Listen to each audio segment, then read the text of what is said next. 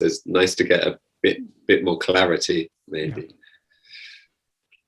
But do you want me to go over the questions? Yes, I think that would be best. So I think the first one was about the continuity of awareness, wasn't it, during deep sleep? Yes. Which, as I understand it, and obviously I'm no expert whatsoever on Ramana, Bhagavan's teachings, was that he said the fact that we know we were aware during dreamless sleep is an indication that the awareness or the consciousness or whatever we want to call it remains present even in the absence of any objective experience whatsoever. And I think my query around that was, how do we know that we don't make a very spontaneous and quick evaluation when we wake up, checking in with the body and how grotty we feel after a bad night's sleep or whatever, and we sort of evaluate whether we slept well or not. How do we know we're not just doing that in an instant, sort of thing? Right. In the email, the way you had worded it, what you had written is, in one of the sentences, I believe that I've heard you say, but we know that we were aware during deep sleep, even though the egoic self had dropped away, and that there is no memory, because when we wake up, we know if we slept well or not. No, that is not exactly what it's got nothing to do with whether we slept well or not. Right. We have to step back a bit further. Yeah. That is, we are clearly aware, but we undergo 3 states. In 2 of those states, we're aware of ourself as a body, and we are consequently aware of other phenomena. Those 2 states are what we call waking and dream, which Bhagavan says ultimately are one and the same, because what we take to be waking is just a dream. And while dreaming, we assume that we are awake. It seems to be a waking state. So actually the two states are one. But there is another state in which we know that we were not aware of anything. Yeah. The fact that we are aware of having been in a state in which we were not aware of anything means that though we were not aware of anything, we were aware. That is, we were aware of being while asleep, we don't think I'm not aware of anything. There's no thought there. But from how we understand it from a perspective of a waking state, we were in a state, we say it in negative terms, because that's how it seems to us we were in a state in which we were not aware of anything. We're clearly aware of having been in such a state. Supposing there was absolutely no awareness in sleep, we would not be aware of any gap between consecutive states of waking and dream. That is, there would seem to be an unbroken succession of alternating states of waking and dream. But we are aware of a gap. We are aware that there is a gap when we're not aware of anything. So the fact that we're aware of having been in a state in which we were not aware of anything means that we did exist there as awareness. Not awareness of anything, but just as pure awareness. How do we, how do we just, I'm trying to think this through logically. It's obviously not possible to think it through logically. But so for example, if I maybe draw a similarity, sometimes if I'm leading a meditation or just some relaxation for people, and you rotate people's awareness around the body so that they just get to notice their awareness moves here and then there, and their hand didn't exist until they just brought their awareness to it to all intents and purposes. And then you take it to an area where there appears to be no sensation at all, like the space between the shoulder blades, it seems to be quite a dead sort of area, there's nothing much there. They're aware of the absence of sensation due to the presence of sensation elsewhere. Is that a similar sort of analogy? It is somewhat similar. Ways. Similar, yes. Yes. But obviously, this is much deeper than that, because so long as we're in the waking state, though we there is still some slight awareness of phenomena.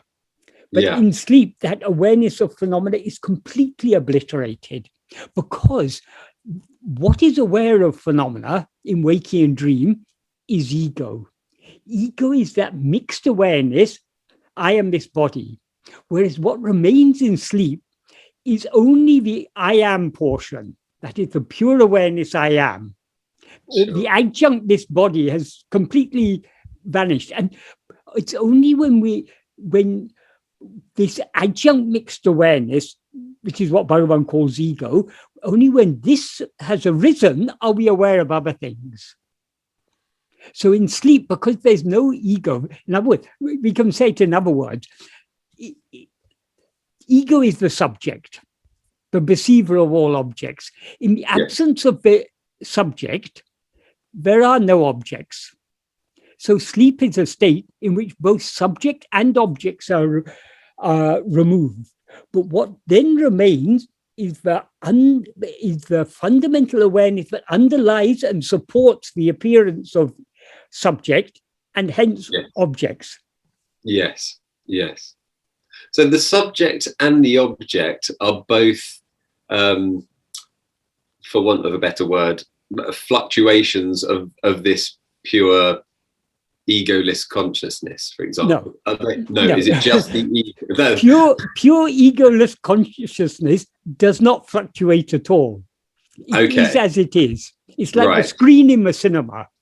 Okay. When the film is showing, that is subject and object are projected there. When there's no film showing, there's just the screen. Okay. Of course, just the screen. In the cinema analogy, the spectator is something other than what's going on. But sure. Because every analogy has its limitations. In the case of awareness, that is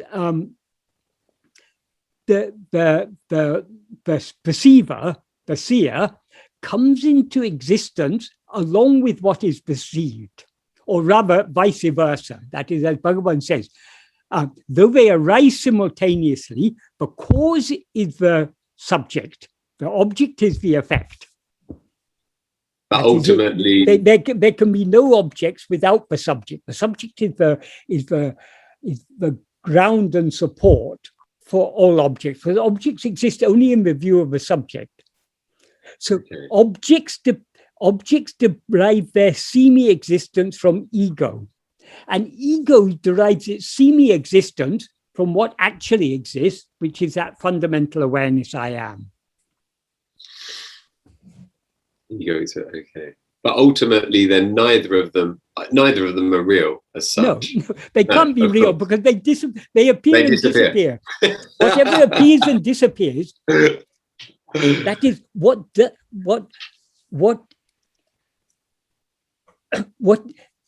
actually exists must always exist. Mm-hmm. Whatever seems to exist at one time and not at another time doesn't actually exist, even when it seems to exist. Sure. This is something Bhagavan often said. Including time itself, I assume. There's no such... Time is an object. It's something perceived by ego. In sleep, there's no time. No. From the perspective of once we wake up, we say, oh, I had a very nice sleep. I must have slept for a few hours. And then we look at the watch and we say, oh, yes, it was 6 hours I slept or something. But there's no time. That is, we infer that there was a time in sleep after waking, because if we feel well rested, okay, I've been sleeping for some time. So, but that's only an inference from the perspective of ego in waking, not in sleep. There is absolutely no time. There is no time. No. Yeah. See, I mean, this is the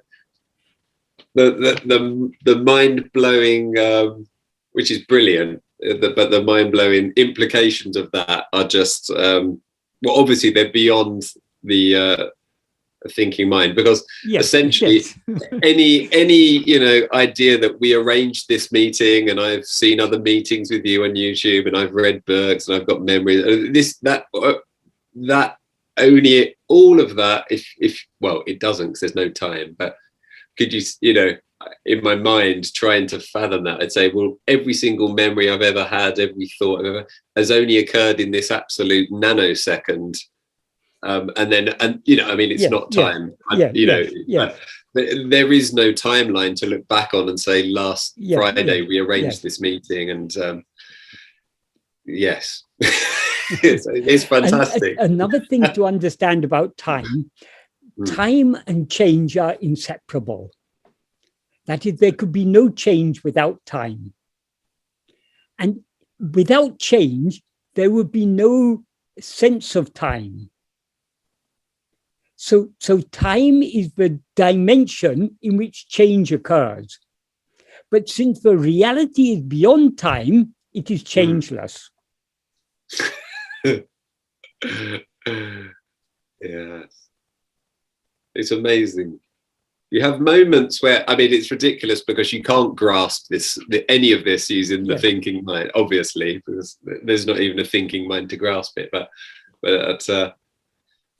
it's funny how you do appear to have these fluctuating occasional glimpses of just, oh, that makes complete sense. But that's I guess that's just another objective experience, isn't it? It is. But all this becomes clearer and becomes more grounded to the extent to which we put into practice the simple practice that Bhagavan has taught us, which is the practice of being self-attentive. Being self-attentive means turning our attention away from everything else, just back towards ourselves.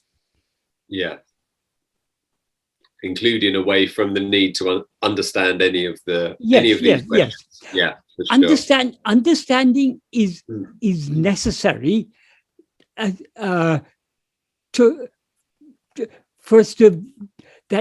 is, all Bhagavan's teachings are pointers. So we need to understand where those pointers are pointing. So understanding is necessary, but it is not sufficient.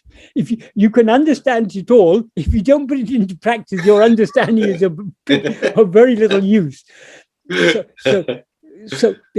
we can't put it into practice properly if we haven't understood.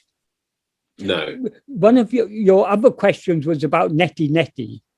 Yes. And that's where this comes. I don't know whether we finished with sleep. Is there anything more you want to ask on sleep? No. That's fine. Do you think my answer has made things any clearer? I think that there's no. It's a bit like what you say with understanding. I think it comes to a point where it's not like there is going to be a definitive answer that suddenly makes sense, is there? And again, here, this is where practice is very important, to the extent to which we put it into practice. Because when we, in the waking and dream state, which are the two states in which we can practice this, when we are turning our attention back towards ourselves, we are beginning to separate ourselves from the adjuncts with which we have now confused ourselves. That we now take ourselves to be, I am this body, I am this person. Sure. To the extent to which we turn within, we are separating ourselves from these adjuncts, and we are becoming more clearly aware of ourselves as something distinct from these things. Not entirely, but to some extent.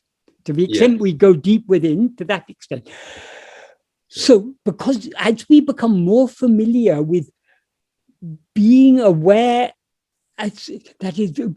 become more familiar with being aware of awareness distinct from objects of awareness, it becomes more and more blindingly obvious that sleep is a state of pure awareness. Okay. It's very difficult because as soon as we put it into words, somehow it gets lost because the words can never capture it. But it does become clearer. The more we put it into practice, the more obvious it is, but awareness is what we actually are. So whatever appears or disappears, the awareness always remains. Truly speaking, there is no such state as sleep. No, of course not. Or very so. Because there's no such state of sleep in the sense of one of three states. Yes. But what actually exists is only the state of sleep. That is, sleep is like the screen. The screen is always there. Yeah. So long as the picture is being projected on it, we don't notice the screen. So waking and dream are states in which the pictures are projected. In sleep, no pictures are projected, only the screen remains. So that's good. So sleep in a sense is a non-state. The absence of waking and dream, what remains, that is sleep. And that is what we actually are. Because even when the pictures are being projected, the screen is there, but we overlook it because there's a very interesting movie going on. Yeah, for sure.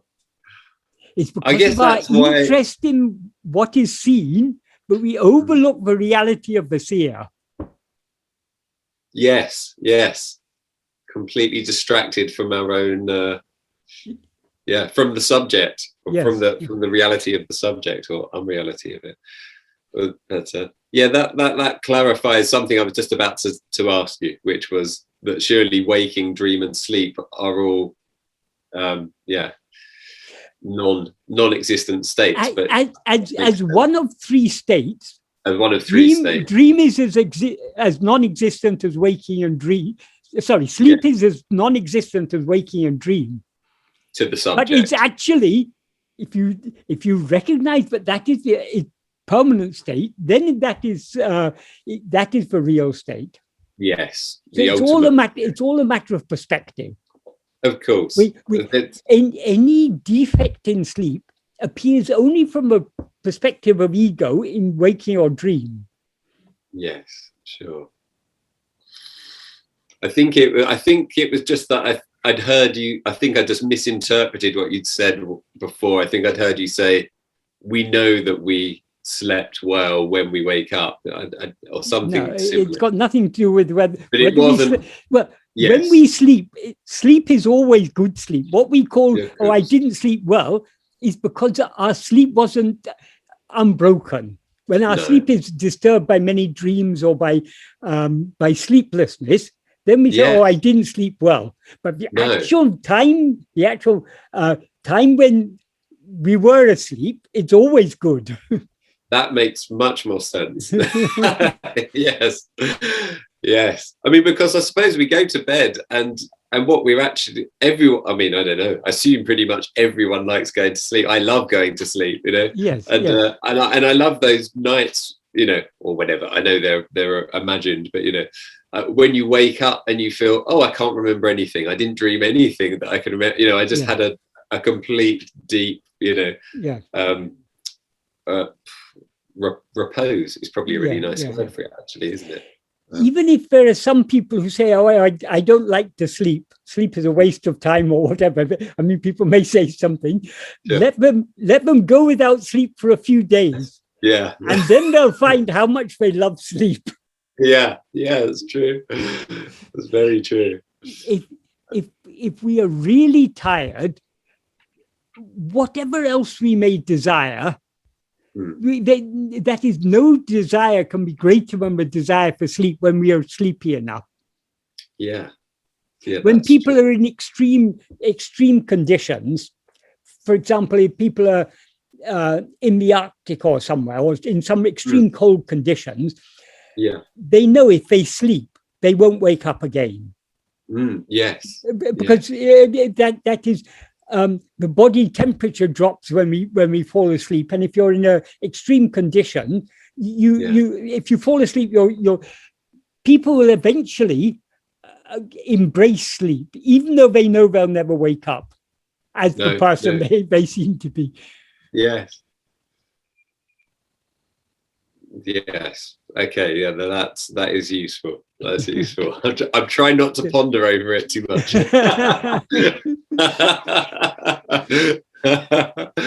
This is one of those things. Yeah.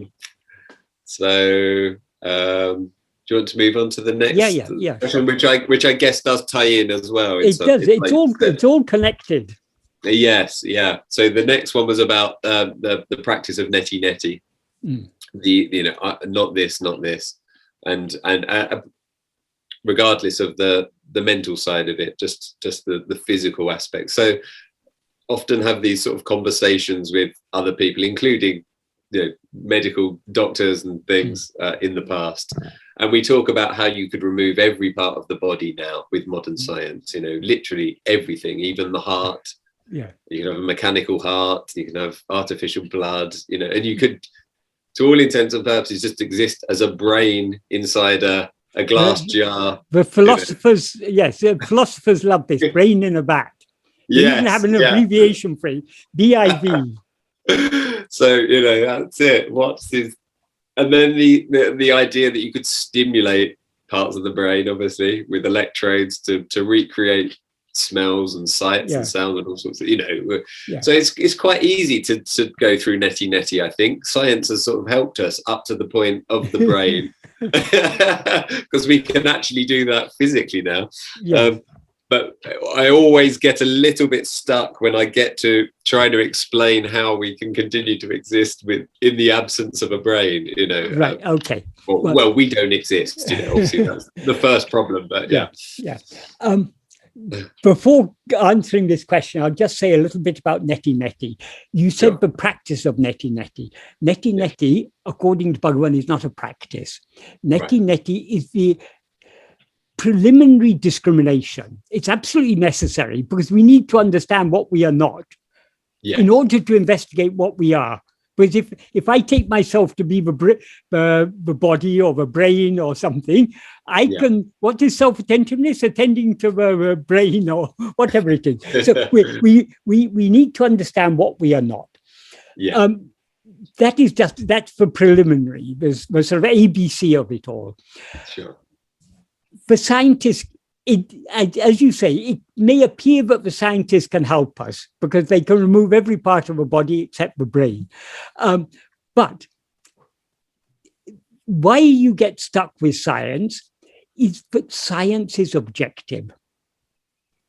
Science is dealing with objects. That's why they, in spite of all the neuroscientists are trying to do to understand consciousness, they can never understand consciousness going the way they're going, because consciousness is never an object.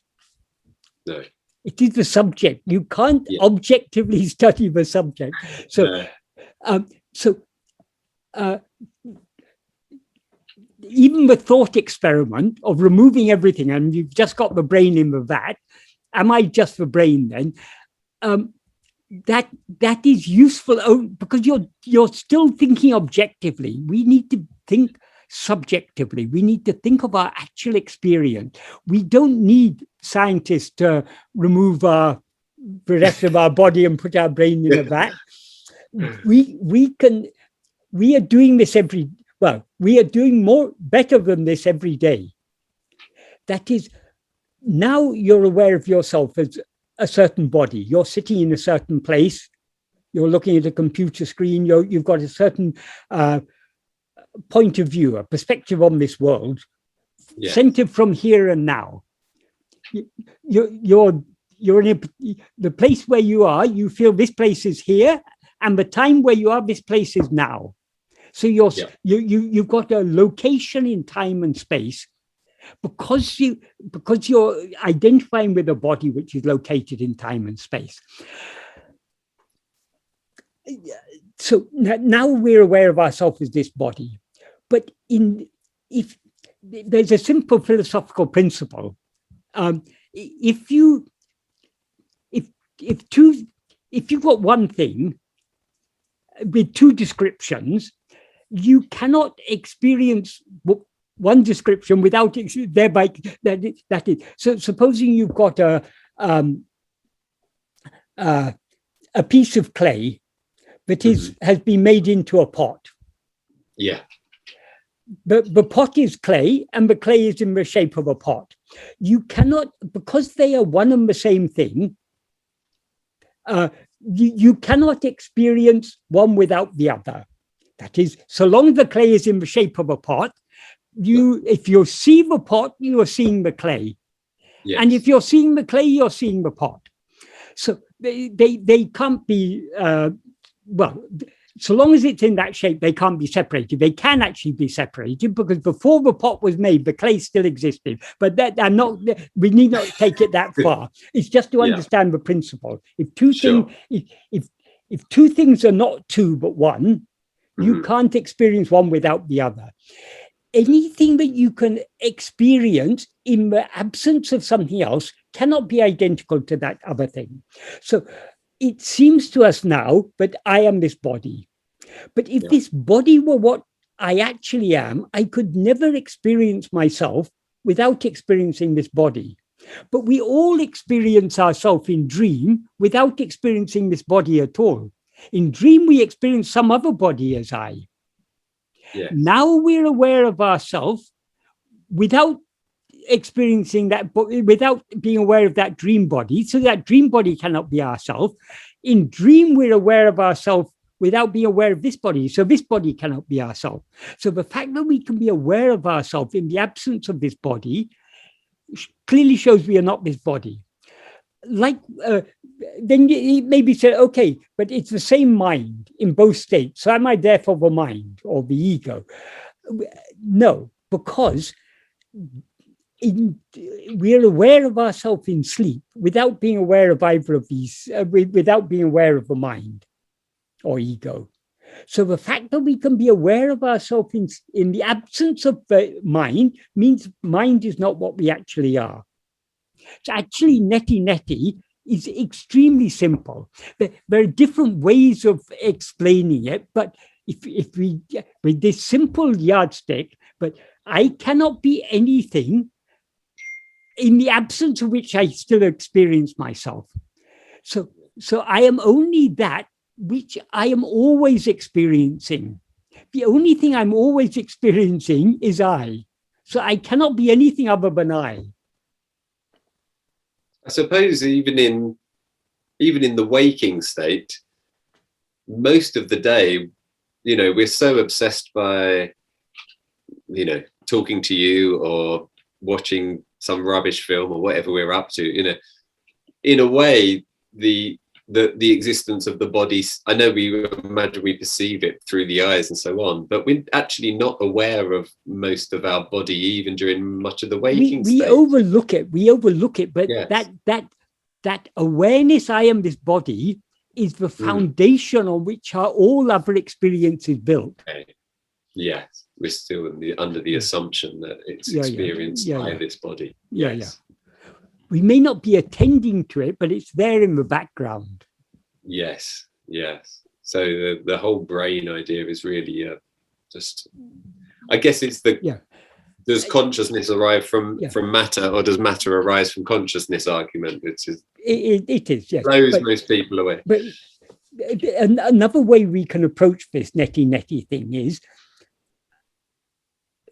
whatever is perceived by me, whatever I perceive as an object, cannot be the subject. The subject is always something other than the object.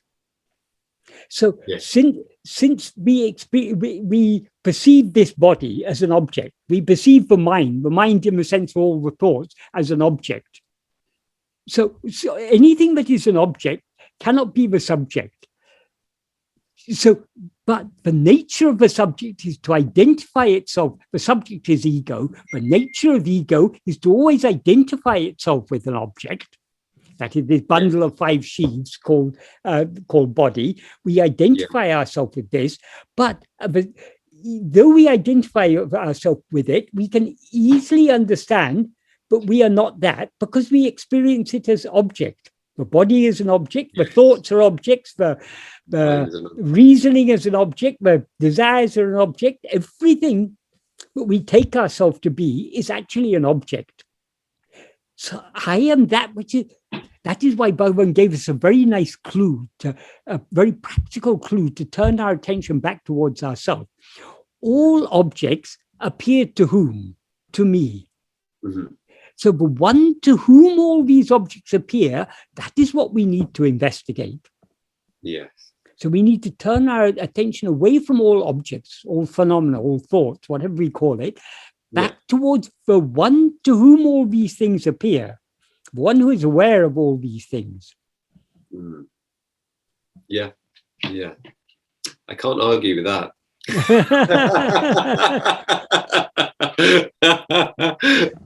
I don't want to argue with that. Yeah.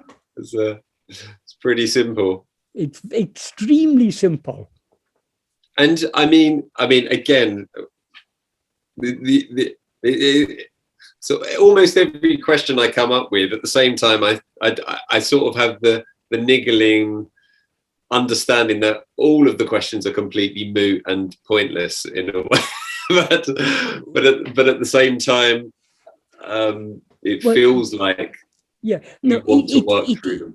So long as we have questions, so long as there's questions arising in our mind, it is that is we if you start asking questions about science or something, that's not going to help you know who you are. But questions but related to this subject, related to our actual experience of ourselves, it's good to ask these questions and clarify these things, because this will help us in putting this into practice. Sure. That is, the more we put it into practice, the more clarity we will get, and the less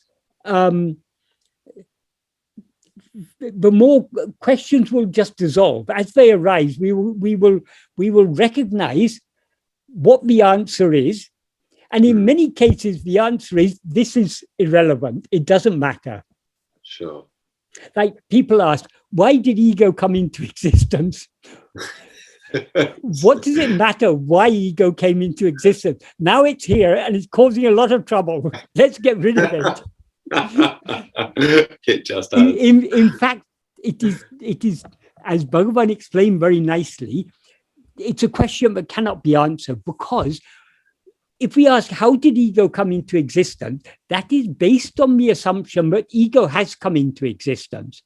But if we investigate ego, if we investigate it keenly enough, we'll find there's no such thing at all. Then the question of why it came into existence is redundant. So it's good to, when questions arise, we should consider the question. Is this a useful question? Is this relevant? Or how would Bhagavan answer this? And actually, Bhagavan has given us, in my experience, almost, because I've asked so many questions, and I find it, most questions are very easy to answer, because for me, it's clear the answers are there in what Bhagavan has said in his own original writings in Nana, who am I? Uḷḷadu Nāṛpadu, Upadeshavandiya, Aranakshastutapanchakam, here or there. There'll be some place where there's an appropriate answer. So we don't actually need to go beyond what Bhagavan has said in his original writing. Of course, we've got other books. We've got Guru Vachakakovai, Maharshi's Gospel, and various other things which are supplementary, but they're the basic. If we understand the basic principles of what Bhagavan has taught us in his original writings, we can find the answer to any question. Even if that answer, as I say, in many cases, the answer will be, no, that's not a relevant question. Or that's a question that's a question that cannot be answered. But we can explain why it cannot be answered also. Yeah. So having a good understanding is very, very helpful in the practice. Because if we don't understand correctly, our practice is not going to be correct. But the more we put it into practice, the more the clear and correct understanding will dawn on us.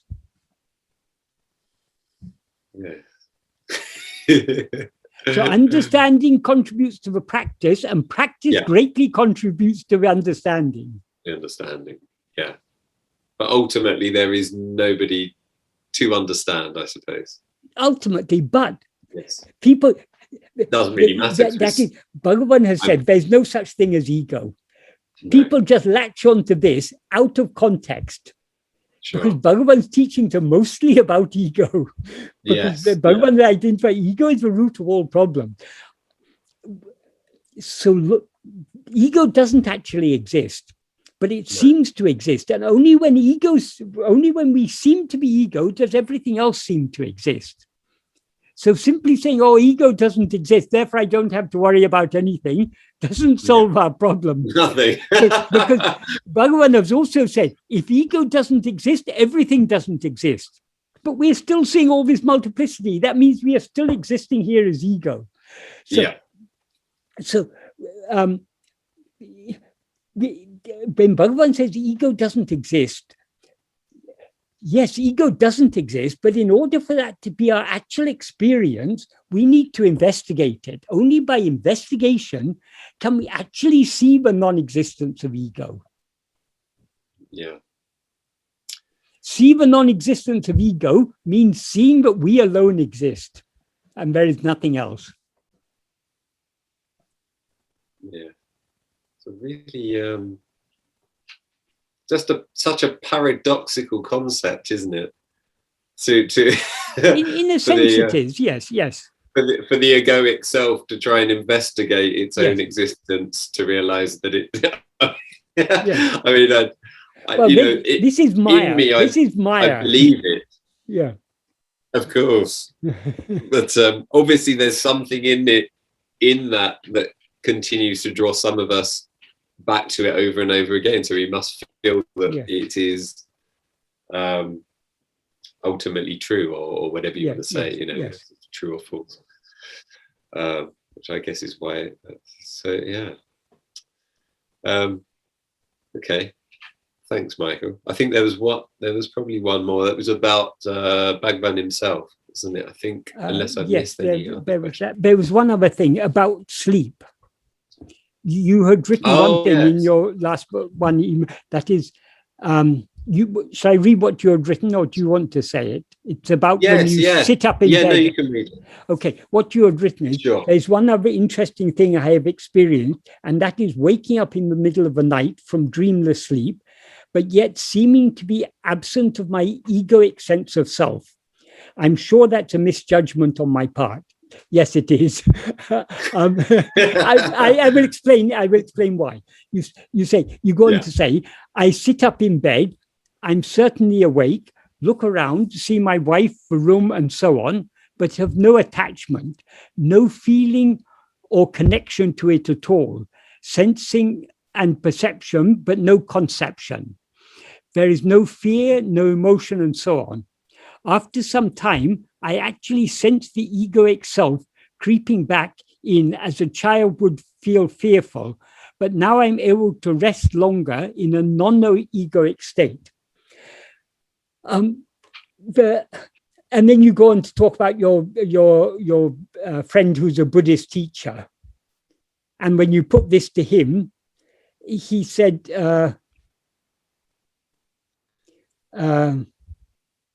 but your consciousness exists without the egoic self rising at these moments for whatever reason.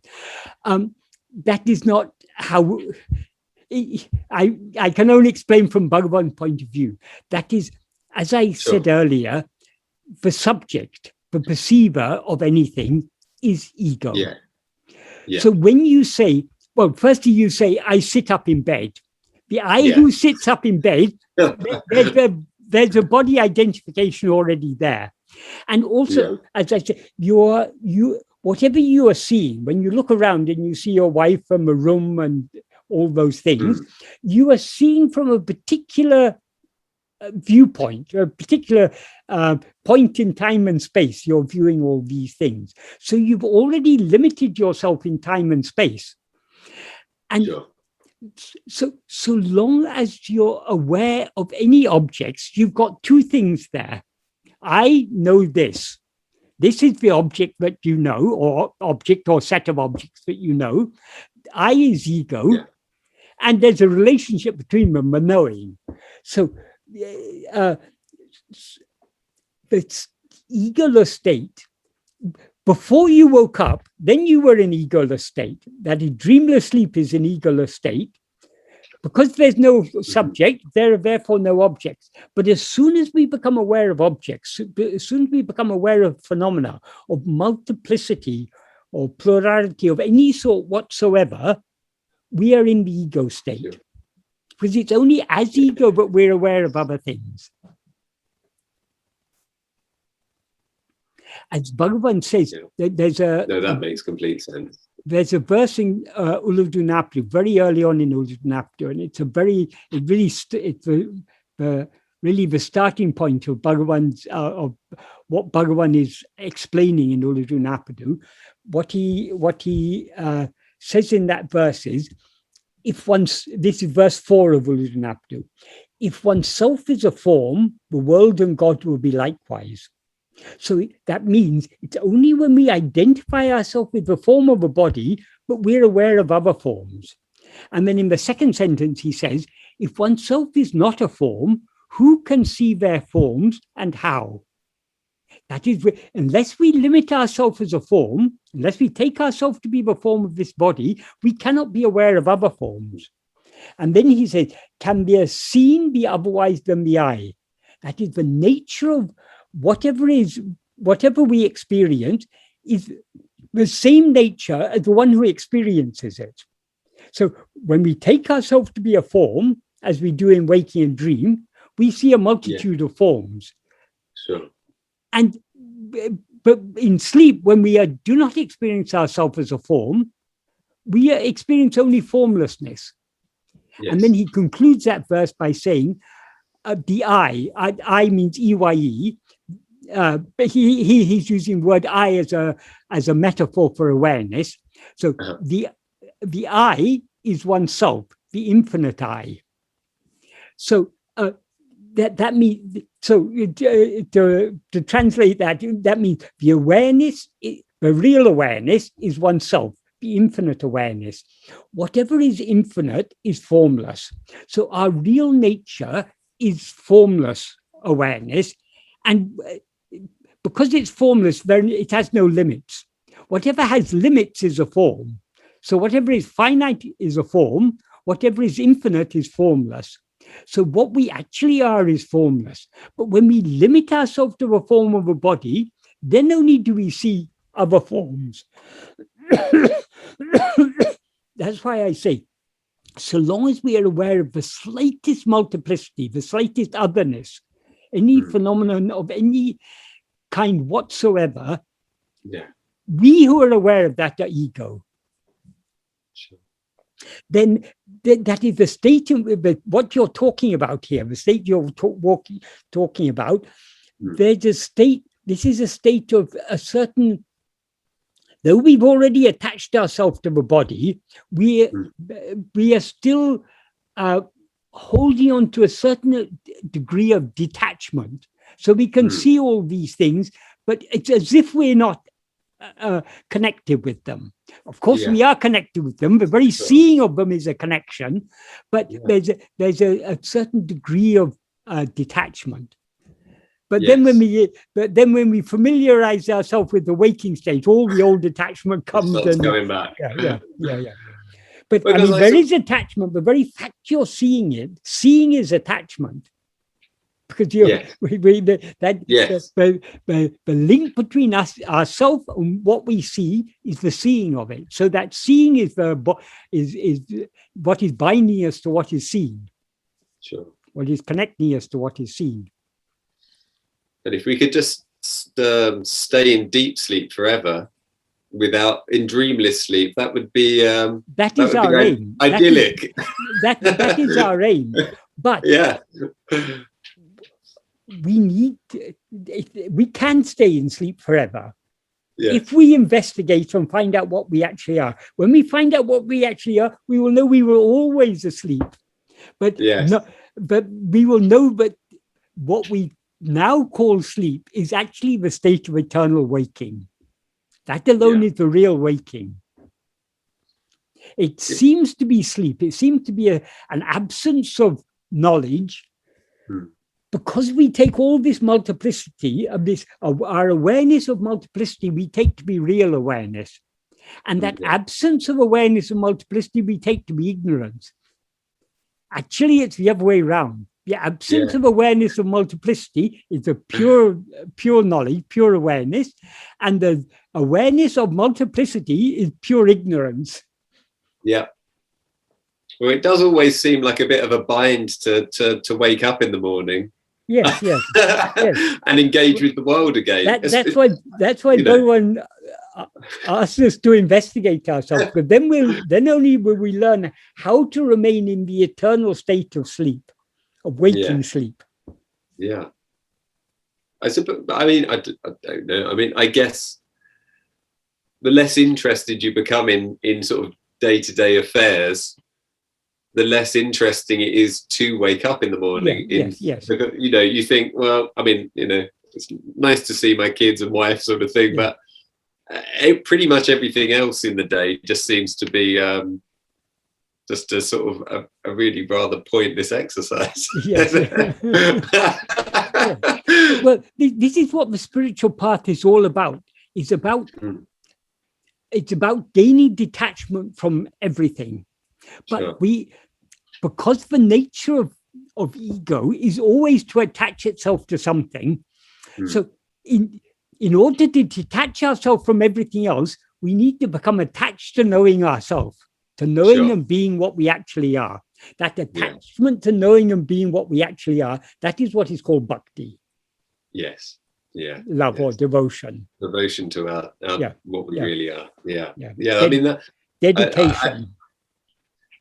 I really enjoyed reading, I think it was one of your blogs or something, when you mentioned Bhakti. Was it Saruom or somebody who said it to you about this meaning of Bhakti is devotion to your real self? And I'd always misunderstood Bhakti from a yogic perspective as being a totally different sort of devotion. Well, no, that is devotion to God as another. Yes. That is the starting point of Bhakti. Sure. And that's appropriate, because that's all part of the journey. But slowly, as our mind becomes purified by devotion to God, we begin to recognize, who else can I be but other than that? Exactly. That is the dualist still has a strong attachment to a sense of separate identification. But if we are sincere in our devotion to God, why should we want any separate identity? Why should we want to be anything separate from God? And indeed, if God is infinite, how can I be anything other than God? So what is this I that rises as if separate? And then we turn back to, we recognize that God is that which is shining in us as I, and we turn back to investigate, what is this I that rises as if something separate from God? This separate I, this ego. When we investigate that, then we merge back into the source, and we will find that we had never separated ourselves. No, that makes complete. So all these other paths, they're all appropriate at different levels, at different stages of our spiritual development. We've been through all these things. Yes.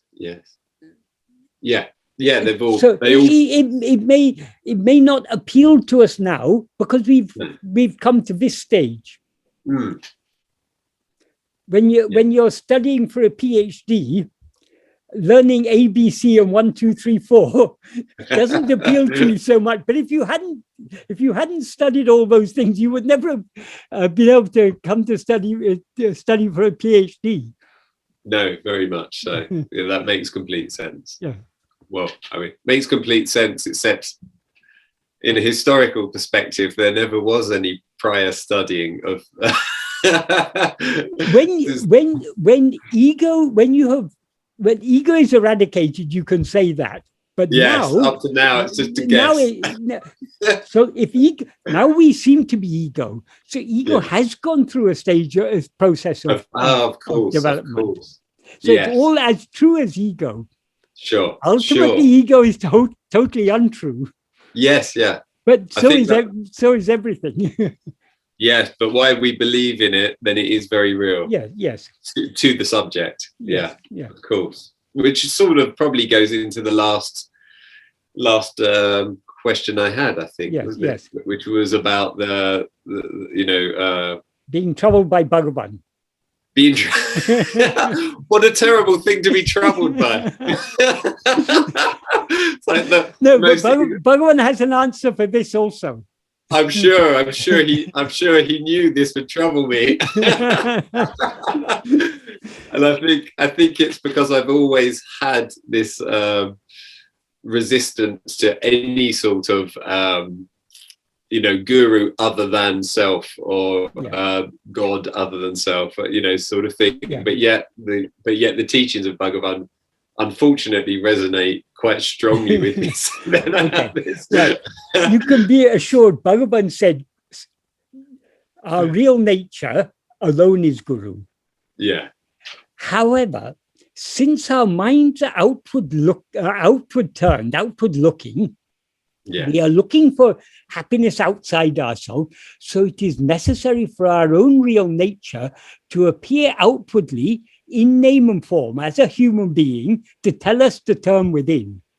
Mm-hmm. So that the person, we see Bhagavan as Bhagavan said, because you mistake yourself to be a person, you take Guru to be a person. Yeah. Guru is not a person. Guru is that which is shiny in you as eye. And when you know that, you will know that you were never a person and Guru was never a person.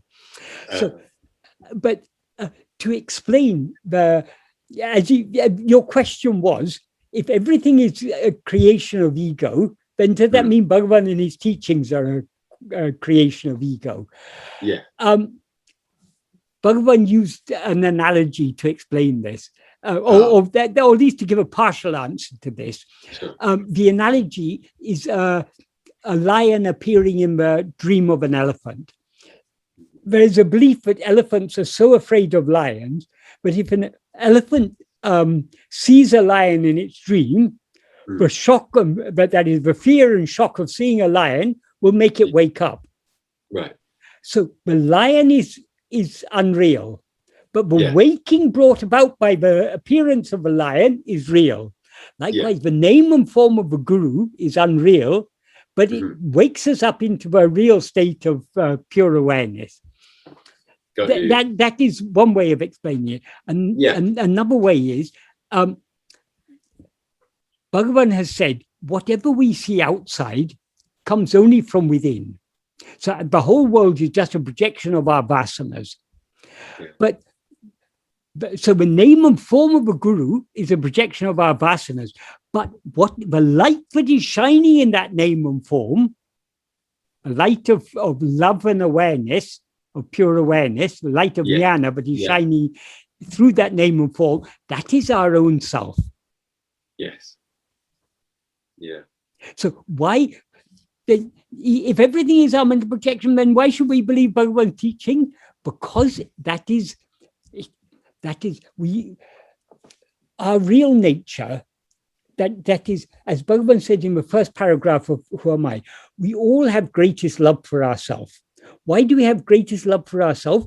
Because our very nature is self-love. So what we actually are has infinite love for itself. Bhagavan is what we actually are. He doesn't see us as other than himself. So he doesn't see us as a person. He sees us as himself. Yes. But he's seeing us as himself and loving us as himself is what manifests externally, in our view, as his grace. Yes. So that grace appears in that name and form and gives us the teachings. So though the teachings themselves are unreal, that is, the words are unreal, but what they are pointing at is real. What they are pointing at is ourself. Yes. That was that really, really does help. So now Bhagavan is not troubling you so much now. No, I can let that go now. I think just the first sentence you said completely reframed it for me. Yeah. We see him as a person because we see ourselves as a person, yes. and everything but he after himself that. has said clearly, the Guru is that which is shining in your heart as I. Of course. Yes. And he is that. Wow. No, that's great. That really is brilliant. Thank you, Michael. I think still the complexity of it all. I think that's the thing. I need to let go of that. Why there are Buddhas and Jesuses for other people, but obviously there are no other people. There are no. But why do I create all these other gurus? It all seems so complex when we look outside. When we look inside, it's perfectly simple. And the appeal of Bhagavan's teachings is their complete simplicity. Yes. People find it difficult to grasp, but that if we find it difficult to grasp, it's not because Bhagavan's teachings are complicated. Bhagavan's teachings are extremely simple. Our minds are complicated, and we are trying to reconcile his simple teaching with all our complicated ideas. Yeah. Absolutely. And so we get ourselves in a confusion. If we could wipe our mind free of all its preconceptions, all its beliefs and everything, and just take Bhagavan's teachings as face value, they are so simple. Yes, no, they're brilliant. I think that's why I'm drawn to it. I'm obviously a very simple person. Yeah. Well, that's good. In some that's ways. what Jesus said. Unless you become like little children, you will not enter the kingdom of God. It's true. We have to be very, very simple. Yes, yeah. Because what can be simpler than Advaita? Advaita means not two. As soon as you've got two, you've got complications. In the state of one only without a second, there cannot be any complication. No. And the practice Bhagavan has taught us is logically, it's the only Advaita practice, because to attend to anything other than ourselves is Dvaita, because you've got a subject and object. But what does Bhagavan ask you to do? Don't attend to anything else, attend only to yourself. So then you've only got one thing. And even I am attending to myself. That is it. I is attending to I. Even the attention is not something other, because the nature of I is awareness. So it's just me being aware of myself. There's only one thing there. There's no multiplicity at all. So being self-attentive alone can be the correct practice of Advaita. Any other practice, even studying all the books and doing all the neti and thinking I am Brahman, that's all duality. Yes. Non-duality is only self-attentiveness. So Bhagavan's teachings are so simple and at the same time so practical. Sure. It does feel often, well, probably more now, and I imagine it, as you say, after you've gone through lots of other, or you imagine you've gone through, the ego has gone through lots of other, parts of the process as such, that you just are completely fed up with reading any books about any of this, or you just want to just really just dedicate yourself to the investigation and be done with another 1,000 pages of reading about it. Yes. You even I just seem to lose interest in that as well. I don't know if that's good why or bad. Bhagavan's teachings actually are very brief. In a few pages, you can fit all the core teachings of Bhagavan fit in a few pages, and that's all we need to know. Because that will answer all our questions. If we understand a few core texts of Bhagavan, it answers everything. The simplicity does seem to make complete sense. Or we just distract ourselves with infinite new, texts and practices. There's no end to it. If we allow the mind to go out, mantras, there's no end to it. It's just a different form of distraction, isn't it? Yes, really? Yes. Spiritual distraction. Yes. The irony. It's No, I think that That is, was the really ego helpful. will do anything other than, it's willing to do anything other than attend to itself, even if it has to suffer. Okay, I'm ready to suffer, but I don't want to attend to myself, because attending to myself is Annihilation. Annihilation, yes. Amazing. Yeah. Thank you ever so much. That really was useful. I really really enjoyed that. Okay. So I'll edit this and I'll put it on YouTube. I'll let you know when I put it on YouTube. It'll maybe a day or two, because I've got other things to do. But sure. Yeah. No. I'll watch it back again. But yeah. Hopefully, it will resonate with other egoic beings. Yeah. That's the thing, isn't it? But remember, all those other egoic beings exist only in review of the one egoic being. Yes, yeah, that's what I was about to say. That's I say that blows my mind, and obviously it does blow your mind, because that's the whole idea. We want the mind to be blown far away. Yeah, absolutely. Blown to smithereens or whatever. Yeah, and you feel ever so strongly that is the truth of things. Yes. I guess, but just not having the experience right now that is the truth of things. But yet, there is a very strong feeling that this is all just complete nonsense. There is only one thing that is not nonsense, and you are that. Yes. Yeah. Isn't that brilliant? Oh, thanks ever so much for your time, Michael. I really do appreciate that. It was fantastic. I'll certainly get back to you later in the year, if not before, about maybe just a Zoom meeting for a group or something. Right, yeah. Yeah, like I say, I'm sure you can answer a lot of their questions far better than I can. I'd hate to mislead anybody. I try to keep things as simple as possible. When they start asking me about the brain, I sort of say, "Well, I do it." It makes sense to me that the brain's not me, but I'm not quite sure how to put that into words for you. The brain is an object. Yes. You are the subject. Yeah, that's as simple as that, really. Yeah.